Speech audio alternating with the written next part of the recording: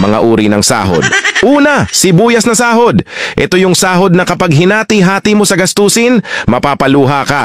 Pangalawa, pampapayat na sahod. Ito yung sahod na habang tumatagal, pakonti ng pakonti, ang natitirang pangkain mo. Pangatlo, magic sahod. Ito naman yung sahod na konting kumpas lang ng kamay at abracadabra, wala na siya. Pang-apat, malabag yung sahod. Ito yung sahod na di ka sigurado kung kailan ito darating at kung gaano ito tatagal. Pang-lima, corning pelikulang sahod. Ito naman yung sahod na tinatawanan mo na lang para di ka mabwisit. Pang-anim, konserbatibong sahod. Ito yung sahod na nakakawala ng inspirasyon.